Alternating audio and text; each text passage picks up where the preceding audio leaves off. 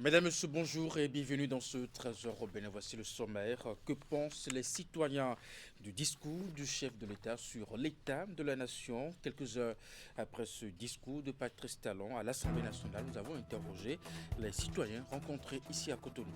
Ensuite, à Agoué, dans la commune de Grand Popo, la chef d'arrondissement ferme la porte à un autre mandat à la tête de la localité.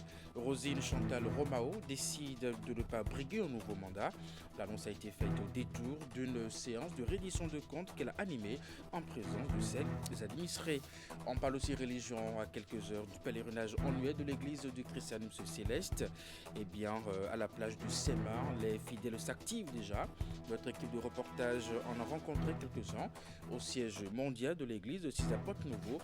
Il confie que les préparatifs vont bon train et l'état d'esprit affiché est résolument tourné vers la réconciliation. Et voilà pour vous le sommaire de cette édition. À nouveau bonjour et bienvenue. Si vous nous rejoignez quelques heures après le discours du président Patrice Talon devant les députés à l'Assemblée nationale, une de nos équipes de reportage est allée au contact des citoyens pour recueillir leur appréciation. Dans l'ensemble, ils ont reconnu le sens d'humilité du chef de l'État. Ensuite, ils ont reconnu aussi les efforts engagés par la gouverneure de Patrice Talon. Ils apprécient les efforts consentis pour changer le visage du Bénin. Voici un extrait de leurs appréciations. On sent de l'espoir dans la personne du chef de l'État par rapport à l'avenir de ce pays. On sent également beaucoup de fierté. La fierté probablement d'un homme qui a tout donné pour un pays pour qui il a beaucoup d'amour et beaucoup d'affection. C'est un discours d'humilité parce que le président ne l'a pas qualifié de saint. Il a dit qu'il peut y avoir des erreurs dans sa gestion et invite son ou ses successeurs à améliorer cela. Le chef de l'État et toute son équipe viennent de grandir le Bénin dans ce discours qu'il vient de donner, en réaffirmant, en confirmant une énième fois sa volonté de passer le flambeau à une autre génération, à une nouvelle équipe. Ça, pour nous, c'est le point le plus fort que nous en tirons au-delà des émotions, de la charge émotionnelle qui se dégage de ce discours. Maintenant, il faut quand même dire que dans le fond, plusieurs questions, d'accord, sur les questions démocratiques et des libertés publiques font encore l'objet de critiques et de controverses et qu'il quand même s'est reconnu à travers ce discours qu'il a fait. Et on peut quand même, d'accord, tous constater qu'effectivement, il y a eu un travail qui a été abattu. Depuis quand même 2016 jusqu'à présent, on a quand même constaté un développement dynamique. Parce qu'aujourd'hui, vous le constatez, ces réformes sont matérialisées. Ça se voit à l'œil et à moins que vous avez décidé de ne pas le voir. Il saute à l'œil aujourd'hui quand même qu'un travail a été fait dans tous les secteurs. Mais ce qui a retenu notre attention encore dans ce discours, c'est l'humilité du chef de l'État à noter que même si beaucoup d'efforts a été fait, il y a beaucoup d'aspects qui restent à améliorer, à parfaire. Un homme ne peut pas tout faire, mais on ne peut que prétendre à la perfection. Et dans ce cas d'espèce, le président, quand même, au bout de ces 10 ans, a majoritairement atteint tous ses objectifs. Et on sent que même si l'homme reconnaît qu'il n'a pas pu tout faire, il est conscient quand même qu'il a remis le Bénin en marche, il a remis le Bénin sur une voie de fierté aujourd'hui. Et puis direction Porte-Nouveau pour faire un retour sur ce discours du chef de l'État. Après près de 10 années à la tête de l'État, le président de la République, Patrice Talon, s'est présenté une dernière fois devant l'Assemblée nationale pour son discours sur l'état de la nation. Une adresse empreinte d'émotion au cours de laquelle le chef de l'État a livré à ce qui s'apparente à un véritable testament politique. Voici le compte rendu. Quel est l'état des lieux du Bénin après 10 années de magistère? C'est par cette interrogation fondamentale que le président de la République, Patrice Talon, a ouvert sa dernière adresse à l'Assemblée nationale au titre du discours sur l'état de la nation. Ce qui importe désormais pour nous, 65 ans après la prise en main de notre propre destin commun, C'est à mon sens la réponse aux questions fondamentales ci-après. Le Bénin a-t-il enfin trouvé la voie pour son développement? A-t-il entamé son progrès de sorte à devenir, lui aussi, un pays développé, susceptible de se passer de l'aide au développement apportée par d'autres et parfois avec mépris? Est-il un pays qui ne fait plus honte à ses enfants? Honorables députés, représentants du peuple béninois tout entier, la réponse à cette question fondamentale est oui.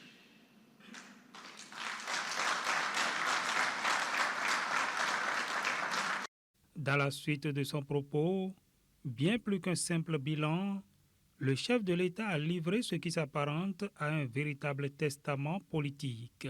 Un testament structuré autour des grandes étapes de son action à la tête du pays, des choix parfois difficiles mais assumés et des réformes profondes engagées au fil de ces 2 mandats.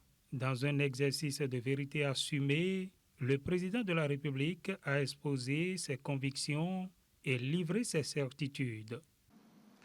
Diriger la nation béninoise ne doit plus être perçu comme un droit, mais plutôt comme un devoir qui requiert de la disponibilité, de la vision, de la compétence et de l'abnégation. C'est pourquoi, de plus en plus, la démocratie se définit essentiellement chez nous au Bénin comme un facteur de développement et de promotion du bien-être citoyen. Elle n'est plus un prétexte de pagaille, de corruption et d'impunité. Au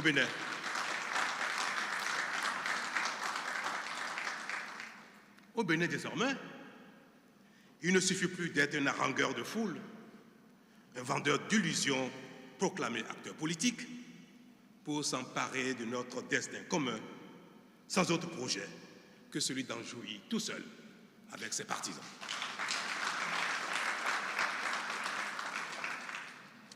Être acteur politique ne confère plus aucun droit. Il n'astreint qu'à des devoirs et à l'humilité, voire à l'effacement et même au sacrifice de soi.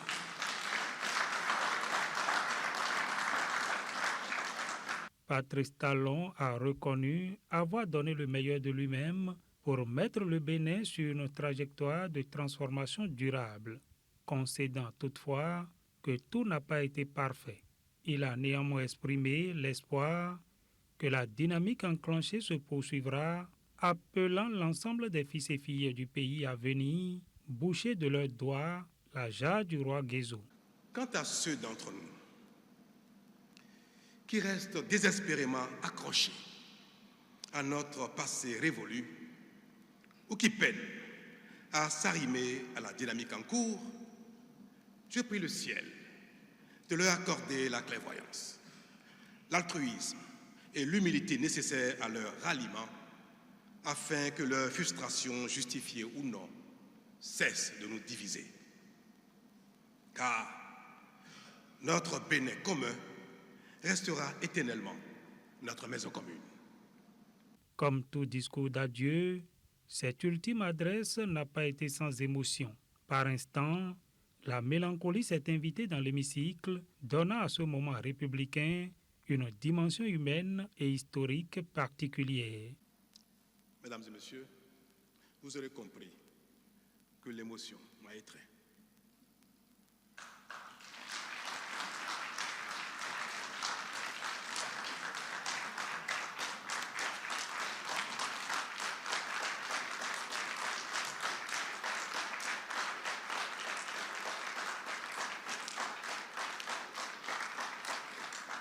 Il est difficile de se quitter quand on s'aime. Mais la grandeur de l'âme, le devoir, l'amour requiert qu'il faut savoir se quitter, savoir se dire au revoir pour laisser la place à d'autres. Je voudrais vous souhaiter à vous, à tout le monde, que bientôt, ceux qui viendront ici ou celui qui viendra ici à ma place, vous entretenir sur l'état de la nation, vous donne le sentiment que les choses s'améliorent, que le Bénin continue son chemin et que le meilleur va se goûter de plus en plus par les uns les autres. Entre lucidité et espérance, ce dernier message du président de la République à l'Assemblée nationale referme un chapitre du pouvoir et ouvre celui de l'héritage. Et puis le discours du président Patrice Talon a été suivi avec attention par les députés à l'Assemblée nationale et aux sorties de l'hémicycle. Justement, quelques-uns ont bien voulu donner leur impression. Ce sont des propos recueillis par Emma Rodonou, Thibaut Arolopé. J'ai été personnellement impressionné par ce discours parce que le chef de l'État est resté égal à lui-même. Bon, il n'a pas dressé un bilan exhaustif de tout ce qui s'est passé, mais il a quand même dit d'une manière générale tout ce qu'il a fait pendant les 10 ans. Et personnellement, j'ai été touché, ému. Il a parlé de ceux qui regardent toujours le rétroviseur, qui regardent derrière, de ne pas le faire. L'avenir du Bénin est rassurant. Pourquoi les réformes qui ont été faites? Malheureusement, certaines personnes mal intentionnées ont tendance à tirer le Bénin vers le bas, alors qu'avec ces réformes, le Bénin va de l'avant. Le président, il est rassuré. Tout ce qui a été fait comme réforme, c'est vrai, réforme douloureuse pour certaines, mais c'est pour le développement harmonieux de notre Bénin, c'est pour son développement durable. Donc c'est pour cela que l'avenir est rassurant, l'avenir est prometteur, le meilleur reste à venir. Impression de satisfaction, parce que nous avons tous suivi tout au long de ces années le président à la tâche. Aujourd'hui, c'est son dernier discours. Nous sommes satisfaits du niveau où il a pu amener notre pays. Ce n'était pas gagné à l'avance, mais tous les Béninois sont unanimes à reconnaître que des progrès significatifs ont été faits. Mais la vie, c'est une course de relais. Celui qui va lui succéder va continuer la marche. L'essentiel, c'est que la marche du progrès vers le pays puisse continuer. On était émus par la situation, mais ainsi va la vie. Le président Talon est le premier citoyen qui aime ce pays. Et tout ce que le président Talon a fait, c'est pour l'intérêt des Béninois et du Bénin. Et quand on fait un recul, quand on suit son parcours, tout démontre qu'il n'a rien fait pour lui-même. C'est ça la réalité. On ne lui a pas rendu assez hommage. Et moi, je lui rends hommage ici pour sa ténacité, pour son amour, pour sa vision. Le maître mot de ce message, c'est un esprit nouveau, un béninois de type nouveau, un politicien béninois de type nouveau. Le chef de l'État a posé des questions essentielles et il a tiré une conclusion que de toutes les façons, aujourd'hui, nous avons suffisamment avancé pour que demain ne soit plus nourri d'inquiétude. Nous n'avons pas encore atteint les objectifs, mais nous sommes prêts pour affronter. Nous avons confiance en nous-mêmes et nous savons que nous pouvons, demain ne nous fait plus peur. Il n'est pas venu dire que maintenant c'est l'Eldorado, Bénin et consort. Il dit nous avons trouvé notre chemin, le chemin vers le développement. Et puis les balbutiements du passé, nous sommes tous convaincus que nous sommes en train d'en sortir et que l'avenir est prometteur. Et c'est ce que je retiens. Et cet espoir pour demain, engageons-nous chacun. Et cet appel-là à ceux qui peut-être n'ont pas compris les réformes pour dire, alors moi, ce n'est pas pour moi que ça a été fait, c'est pour le Bénin. Mettez-vous dans la danse et puis ce serait collectif. Direction Grand Popo à Agoué, dans la commune de Grand Popo. La chef d'arrondissement ferme la porte à un autre mandat à la tête de la localité. Rosine Chantal Romao décide de ne pas briguer un nouveau mandat. L'annonce a été faite au détour d'une séance de reddition de comptes qu'elle a animée en présence de ses administrés. Séance au cours de laquelle elle a fait le bilan de ses 5 années passées à la tête de l'arrondissement d'Agoué. On fait le point avec justement Narcisse Alossé. En fin de mandat, la tête de l'arrondissement d'Agoué, Rosine Chantal Romao rend compte de sa gestion à ses administrés. C'est important pour la population de savoir que En tant que délégué, je dois restituer. Restituer l'instant d'une matinée, elle a fait le point domaine par domaine des actes posés au cours de ce mandat finissant pour le développement d'Agoué. Exemple du secteur de l'éducation où elle initie les apprenants les plus brillants à l'informatique. Aujourd'hui, les salles de classe doivent être digitalisées. L'enfant ne doit pas sortir avant de dire « je connais l'informatique ». Non, c'est à l'école que l'informatique commence. Sur le plan de la sécurité communautaire, elle dit avoir relevé un certain nombre de défis en organisant surtout des groupes de jeunes gens pour épauler les forces de l'ordre dans leurs fonctions. De même, l'éclairage public qui était limité dans plusieurs zones relève désormais d'un souvenir lointain. Aujourd'hui, avec le projet qui est là, nous sommes éclairés à 100% sur le territoire de Agoué. À 100%, dans toutes les ruelles, nous sommes éclairés. De la mobilisation des ressources propres à l'effervescence retrouvée autour de la culture et des arts, en passant par l'implication des populations dans les actions de salubrité et une batterie d'actions menées pour l'autonomisation des femmes, ces administrés sont tombés sous le charme de son bilan. Je suis très satisfait de son bilan. C'est une brave femme qui, spécialement nous les artistes de la commune de Grand Popo, elle nous a soutenus, elle nous a conseillé sur plusieurs plans. Seulement, cette séance de reddition de comptes a pris des allures d'une cérémonie d'adieu. La présidente du conseil d'arrondissement dit qu'elle ne briguera pas un autre mandat à la tête de l'arrondissement. Je suis d'un parti politique. J'ai fait ce que le parti m'a demandé. Ils m'ont donné le pouvoir de briguer 5 ans. Il est temps que quelqu'un d'autre prenne le règne. Ce n'est pas un adieu pour Agoué, mais je vais toujours continuer à déployer mon potentiel. Parce que ce potentiel peut-être est pour ailleurs ou toujours pour Agoué, parce que Agoué en a besoin. Agoué en a surtout besoin pour faire face aux défis de développement. Arrondissement le plus peuplé de la commune de Grand Popo, cette localité du Bénin est frontalière avec le Togo. La Chambre de commerce et d'industrie du Bénin a accueilli la grande finale du concours Best Young Manager, un rendez-vous où l'on récompense des jeunes managers porteurs de projets dans différents domaines promus par le chef d'entreprise universitaire et expert en management, le professeur Auguste Videgla. Cette compétition est un vivier pour permettre donc le développement de jeunes entrepreneurs. Reportage signé Henri Ganti, Brice Menaï, présenté par Hugues Véningbe.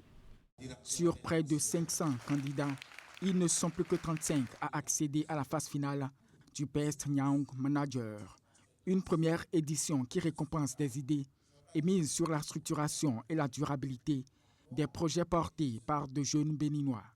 Notre objectif ici est clair, c'est de faire de ce concours une étape fondatrice de votre parcours entrepreneurial, une référence que vous porterez avec vous tout au long de votre vie. J'espère que dans quelques années, on aura un secteur privé assez robuste sur lequel l'État pourra s'adosser. L'État sera là pour lancer de grands chantiers. Après plusieurs heures de présentation de projets dans des domaines clés comme l'agriculture, la cosmétique ou la finance, c'est le projet d'installation de systèmes solaires domestiques et de pompage qui s'impose et remporte le premier prix doté d'1 million de francs CFA. Nous avons une unité d'assemblage des lampes électriques et c'est le projet phare. Des lampes, il y en a, mais généralement, c'est des lampes dont les puissances inscrites dessus, ce que ça consomme dépasse en fait les puissances inscrites sur les lampes. La deuxième, c'est des lampes qui ont été contrôlées et certifiées conformes aux normes énergétiques. Ces lampes dont nous parlons ont été certifiées au Bénin. Pour accompagner ces jeunes dans cette aventure entrepreneuriale, plusieurs icônes du secteur, dont le professeur Auguste Videgla, expert en management, auteur de l'ouvrage « Le guide du jeune manager ». Tous ici présents, candidats au Best Young Manager, nous allons créer le portail et les couloirs nécessaires pour que vous vous dirigez vers la DPME qui graduellement, sans empressement de votre part, va pouvoir vous apporter des solutions. Parce qu'il y a des dispositifs allant jusqu'à 16 millions de francs CFA de financement non remboursable pour les jeunes promoteurs d'entreprises. Mais c'est un parcours que vous devez suivre. Ne pensez pas qu'en déposant un dossier au bout de 1 mois, 2 mois, vous allez avoir accès au financement. Les autres lauréats du concours repartent avec des prix allant de 700 000 à 200 000 francs CFA. Tous les finalistes bénéficieront également d'un accompagnement technique pour renforcer leur projet. Dans quelques heures, c'est la célébration de la Nativité, une fête adorée par les petits-enfants. Vous le savez, les écoliers surtout qui sont partis en congé depuis le 19 décembre au complexe scolaire Clé de la Réussite. Ce départ en congé, justement, des fêtes a coïncidé avec la distribution de cadeaux sur le site d'Abomey Calavi. Voici les images. Les congés des fêtes de fin d'année commencent bien pour les écoliers du complexe Clé de la Réussite qui partent avec de nombreux cadeaux. Les bénéficiaires sont venus de tous les sites de Cotonou et de Calavi, accueillis par Papa Noël.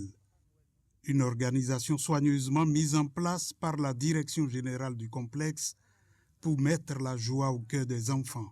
Le complexe scolaire Clé de la Réussite tient à sacrifier à la tradition qui caractérise les festivités de Noël. Cette tradition qui exige que l'on rende heureux nos enfants en qui nous plaçons tous nos espoirs. Un enfant heureux et bien éduqué, c'est la garantie d'une réussite certaine. Plusieurs tableaux présentés par les enfants montrent leur talent de chorégraphe, de mannequins, de personnages de théâtre. Des concours de danse ont permis aux écoliers de gagner des lots. La vision du complexe, c'est de faire le plein aux prochains examens, placés sous la bénédiction divine. J'implore à cette occasion solennelle, Dieu le Père Tout-Puissant, à travers son Esprit Saint, d'éclairer tous les candidats du complexe Clé de la Réussite, site de Calavi, site de Menontin, site de Zobokwe et de Bégamin, de les conduire sur les sentiers de la réussite afin d'obtenir avec brio le CEP, le BPC, le CAP et le BAC avec 100% de réussite aux examens nationaux. Le fondateur directeur général Omer Adandidjan a présenté par anticipation les vœux du nouvel an aux parents d'élèves et à tous les apprenants. Nous profitons de cette festivité pour vous présenter nos vœux de santé robuste, de paix, de prospérité et de succès. Clé de la réussite, c'est plusieurs années de performance. Des enseignants qualifiés mettent à disposition des apprenants des outils indispensables pour qu'à la fin de leur cycle, la joie soit au rendez-vous. La direction départementale du tourisme, de la culture et des arts de l'Atacoura-Donga met en avant l'excellence en milieu scolaire. Pour ce faire, elle a organisé une sortie découverte à caractère touristique visant à récompenser et justement à encourager les efforts des meilleurs écoliers de la Donga. Cette initiative poursuit 2 objectifs principaux. Abdou Sabri Drissou pour les détails. C'est une sortie immersive pour découvrir les merveilles de la nature, les sites touristiques et historiques. Les meilleurs écoliers au CEP 2025 sont conduits dans cette forêt sacrée de Kikélé pour la contempler. J'ai aimé comment ça s'est passé parce qu'on a fait des découvertes.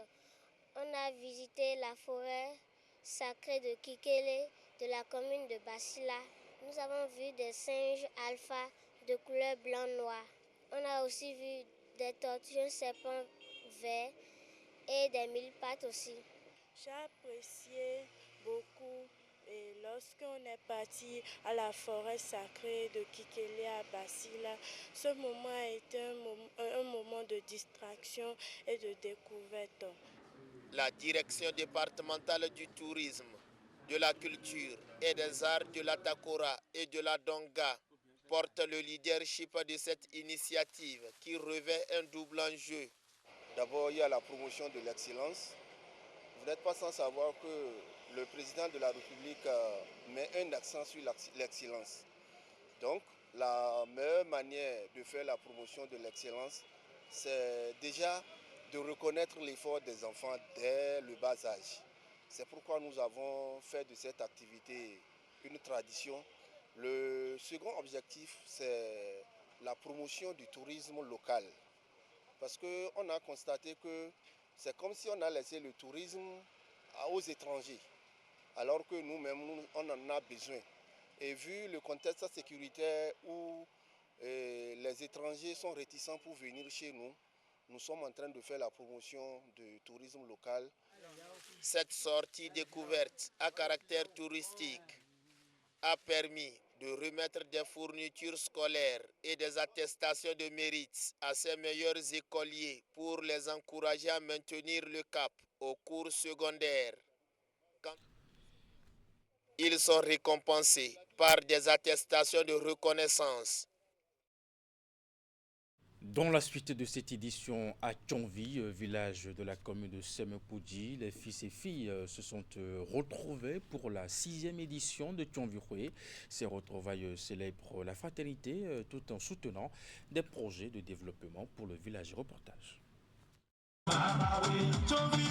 Pour la 6e fois consécutive, les fils et filles du village de Tchonvi dans la commune de Semepodji se sont retrouvés à l'occasion de leur fête identitaire dénommée Tchonvi-Houé. Pensée portée par les ressortissants du village, cette initiative ambitionne de raffermir les liens de fraternité tout en contribuant activement au développement local. Nous plaçons cette 6e édition de notre fête identitaire sous le signe de la reconnaissance à l'Éternel, notre Dieu, qui nous a gardés et qui a délivré le peuple béninois de la tentative de coup d'État dont notre pays a été victime. Animations variées, prestations d'artistes, danses traditionnelles et moments de convivialité, sans oublier le partage de repas copieux dans une ambiance de pique-nique géant ont rythmé le volet festif de ces retrouvailles. Tchonvi-Houé a, de l'avis général des participants, tenu toutes ses promesses. Parce que ce n'est pas facile. Un enfant qui est né, qui a 6 ans, ce n'est pas n'importe qui. Moi, je viens à respecter, à saluer la population de Tchonvi et saluer la population de Djefa et Ekpe pour leur soutien par rapport à la fête de Tchonvi-Houé. Je rends grâce à Dieu. Et cette fête que nous avons organisée, c'est pour le développement de notre village. C'est après cette fête que les gens ont connu une fois encore le village qu'on appelle Tchonvi. Parce qu'entre-temps, pour indiquer Tchonvi, il faut préciser le village qui est à côté d'Ekpe. Mais aujourd'hui, sans avoir précisé Ekpe, quand tu parles de Tchonvi, je pense que c'est tout le monde qui connaît. Qui dit Tchonvi, dit Djefa, nous sommes des frères. Donc c'est des impressions de joie, de satisfaction. Je l'ai exprimé à ces amis de Tchonvi. Ce n'est que dans la persévérance et qu'ensemble nous allons arriver à amorcer le développement de notre contrée. Au-delà de la célébration, cette rencontre a également permis de faire le point sur les actions de développement communautaire engagées. L'association des fils et filles de Tchonvi entend ainsi poursuivre ses réalisations au profit du village à l'image du module de classe construit au CG Tchonvi grâce aux cotisations mobilisées lors des précédentes éditions. Cette édition s'achève tout doucement. La 34e convention annuelle de la Jamaat islamique Ahmadiyya a pris fin à Kétou après 3 jours d'intenses échanges. Près de 4000 participants venus du Bénin et de l'étranger ont porté un message de paix et de cohésion nationale. Le reportage. Après 3 jours d'échanges, de prières et de réflexions, la 34e convention annuelle de la Jamaat islamique Ahmadiyya s'est achevée à Kétou dans une atmosphère de ferveur et d'exhortation en faveur de la paix. L'objectif principal de cette convention nationale, c'est tout d'abord de se rapprocher, d'essayer d'avoir une relation étroite avec Allah subhanahu wa ta'ala et promouvoir la fraternité, l'amour entre les membres de cette communauté. Vous savez, l'islam, d'abord le mot islam veut dire paix. Donc, et L'islam est dérivé également de ce nom-là qui est As-Salam. As-Salam qui est l'un des attributs d'Allah subhanahu wa ta'ala qui signifie source de paix. On ne peut pas être musulman et ne pas promouvoir la paix au sein de son foyer et au sein du pays dans lequel nous sommes. Vous voyez, en fait, si vous voyez au niveau de l'affichage, il y a un message en fait. Un message de notre bien-aimé prophète Mohammed sallallahu alayhi wa sallam qui dit « L'amour pour sa patrie fait partie intégrante de la foi musulmane ». Donc un musulman, un vrai musulman doit être un vrai patriote qui œuvre pour la promotion de la paix et pour le progrès, le développement de son pays. Cette rencontre a mobilisé près de 4000 participants venus du Bénin et d'autres pays comme le Ghana, le Togo et la Grande-Bretagne. Vous avez vu le représentant du Ghana, entre la personne de Mohamed bin Solih, qui est l'amir, le président national de la Jamaat islamique Ahmadiyya au Ghana, qui a dit l'islam, en fait, c'est une religion de paix. Et nous devons être des ambassadeurs de l'islam. Et vous voyez, le prophète Mohammed sallallahu alayhi wa sallam est venu prêcher le message de paix. Mais après son départ, malheureusement, les musulmans que nous sommes, nous avons oublié le message. Et nous y avons introduit beaucoup d'innovations.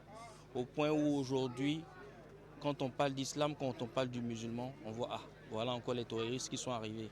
Voilà encore des gens qui sèment la terreur, qui sèment les désordres. Le Messie promis, Mirza Ghulam Ahmad de Qadian, est venu dans le but de raviver la foi dans le cœur des musulmans que nous sommes. Et notre devise à nous au sein de la Jamaat islamique Ahmadiyya, c'est l'amour pour tous, la haine pour personne. Love for all, hatred for none. Kétou referme les portes de cette 34e convention, laissant aux participants la mission de porter, au-delà de ces assises, les idéaux de paix et d'unité nationale. Nous restons dans la religion à quelques heures du pèlerinage annuel de l'église du christianisme céleste à la plage de Sémin. Les fidèles s'activent déjà. Notre équipe de reportage a rencontré quelques-uns au siège mondial de l'église 6 à Porte-Nouveau et le confie que les préparatifs vont bon train et l'état d'esprit affiché est résolument justement tourné vers la réconciliation. Je vous invite à les suivre. Le pèlerinage édition 2025 se prépare très bien parce que le gouvernement de notre cher président Patrice Talon, avec ses ministres, ont décidé d'accompagner cette édition que nous baptisons édition spéciale pèlerinage de l'église du christianisme céleste à Sémin. Donc les préparatifs vont de bon train, tout va bien. Dans le domaine de sécurité, je pense que l'État a mis à disposition de l'église 1000 policiers. Ils sont déjà sur le terrain à Sémin. L'état d'esprit, je crois que si vous regardez autour de vous dans cette maison, vous allez voir que vraiment on dirait un grand marché, mais ce n'est pas un marché, c'est de l'affluence pour prouver la vitalité de l'église, pour prouver que c'est une église qui vit. Et notre souci actuellement à tous, c'est que l'unité se fasse, qu'il y ait réunification. Parce que s'il y a division, ça fait le jeu de Satan. Mais comme nous on cherche à triompher sur Satan, notre ambition d'être désormais ensemble. Et cela est possible. Et si on doit être ensemble, il faudrait que chacun lâche du lest pour dire que bon, il y a des choses à concéder, il y a des choses à conserver, il y a des choses à mettre ensemble. Je crois que c'est tout ça dans cet esprit que nous allons. Et nous remercions le Dieu Tout-Puissant qui a inspiré le président de la République pour qu'aujourd'hui, ils sentent le souci,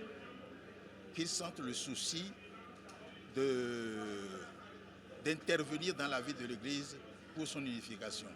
L'édition se prépare très bien, puisque cette année, tous les chargés paroissiaux du Niger sont au rendez-vous à cet pèlerinage de Sémin de l'année 2025.